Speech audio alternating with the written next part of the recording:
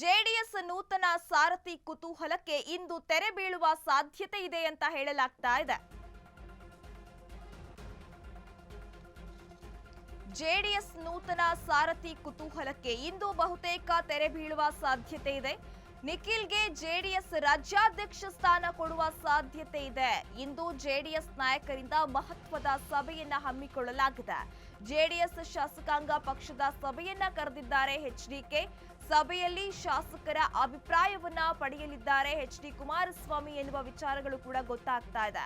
February ತಿಂಗಳಲ್ಲಿ ನಿಖಿಲ್ಗೆ ಪಟ್ಟಾಭಿಷೇಕ ಬಹುತೇಕ ಫಿಕ್ಸ್ ಎನ್ನುವ ಪ್ರಶ್ನೆಗಳು ಕೂಡ ಮೂಡ್ತಾ ಇದೆ.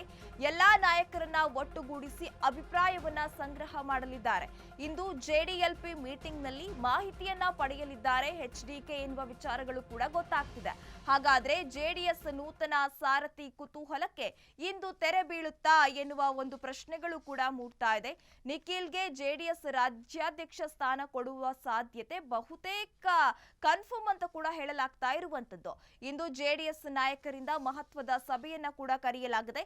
ಈ ಸಭೆಯಲ್ಲಿ ಚರ್ಚೆ ಮಾಡಿ ಮುಂದಿನ ನಿರ್ಧಾರವನ್ನ ಕೈಗೊಳ್ಳಲಿದ್ದಾರೆ ಎನ್ನುವ ವಿಚಾರಗಳು ಕೂಡ ಗೊತ್ತಾಗ್ತಾ ಇದೆ. ಜೆಡಿಎಲ್ಪಿ ಸಭೆಯನ್ನ ಕರೆದಿದ್ದಾರೆ ಕುಮಾರಸ್ವಾಮಿ ಅವರು. ಸಭೆಯಲ್ಲಿ ಹಲವು ನಾಯಕರು ಹಲವು ಕಾರ್ಯಕರ್ತರು ಭಾಗಿಯಾಗುವ ನಿರೀಕ್ಷೆ ಇದೆ. ಇದರ ಕುರಿತು ಹೆಚ್ಚಿನ ಅಪ್ಡೇಟ್ಸ್ ಕೊಡಲು ನಮ್ಮ ಪ್ರತಿನಿಧಿ ಐಶ್ವರ್ಯ ದೂರವಾಣಿ ಸಂಪರ್ಕದಲ್ಲಿದ್ದಾರೆ. ಐಶ್ವರ್ಯ, ಈಗ ಜೆಡಿಎಸ್ ಶಾಸಕಾಂಗ ಪಕ್ಷದ ಸಭೆಯನ್ನ ಕರೆದಿದ್ದಾರೆ ಎಚ್ಡಿ ಕುಮಾರಸ್ವಾಮಿ ಅವರು. ಈ ಸಭೆಯಲ್ಲಿ ಜೆಡಿಎಸ್ ನೂತನ ಸಾರಥಿಯ ಆಯ್ಕೆಯ ಕುರಿತು ಚರ್ಚೆ ಆಗುತ್ತಾ? ಹೆಚ್ಚಿನ ಡೀಟೇಲ್ಸ್ ಕೊಡೋದಾದ್ರೆ.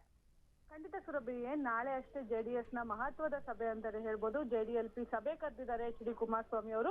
ಸಭೆಯಲ್ಲಿ ಹಲವು ನಾಯಕರು ಹಲವು ಕಾರ್ಯಕರ್ತರು ಸೇರಿ ಎಲ್ಲರೂ ಬಂದು ಸೇರುವಂತಹ ನಿರೀಕ್ಷೆ ಇದೆ. ಜಿಲ್ಲಾ ಮತ್ತು ಗ್ರಾಮೀಣ ಮಟ್ಟದಲ್ಲಿ ಏನು ಚುನಾವಣೆ ನಡೆಯುತ್ತೆ, ಆ ಚುನಾವಣೆಯ ಪೂರ್ವಭಾವಿ ಸಭೆ ಕೂಡ ಇದು ಅಂತಾನೆ ಹೇಳ್ಬೋದು.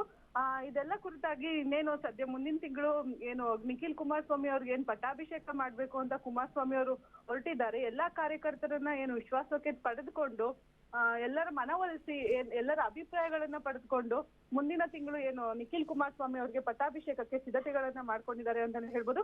ಈ ಸಿದ್ಧತೆ ಹಿನ್ನೆಲೆಯಲ್ಲಿ ರಾಜಕೀಯದ ಭವಿಷ್ಯದ ಕುರಿತಾಗಿ ಏನು ನಿಖಿಲ್ ಕುಮಾರಸ್ವಾಮಿ ಅವರು ಕಳೆದ 3 ಬಾರಿನೂ ಸೋತಿದ್ರು. ಈ ಸೋಲು ನೆಕ್ಸ್ಟ್ ರಾಜ್ಯಾಧ್ಯಕ್ಷ ಪಟ್ಟ ತಗೊಂಡು ಪಕ್ಷದಲ್ಲಿ ಮುಂದುವರಿಬೇಕಾಗೋ ಸಂದರ್ಭ ಇದೆ ಸುರಭಿ. ಹಾಗಾದ್ರೆ ಐಶ್ವರ್ಯ, ಯಾರೆಲ್ಲ ಈ ಒಂದು ಸಾರಥಿಯ ರೇಸ್ ಅಲ್ಲಿ ಇದ್ದಾರೆ ಅಂತ ಹೇಳ್ಬೋದು?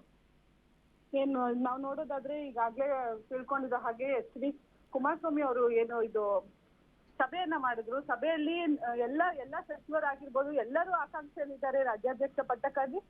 ಪ್ರತಿಯೊಬ್ರು ಏನು ಓಕೆ, ಥ್ಯಾಂಕ್ ಯು ಐಶ್ವರ್ಯ ತಮ್ಮೆಲ್ಲ ಡೀಟೇಲ್ಸ್ಗೆ.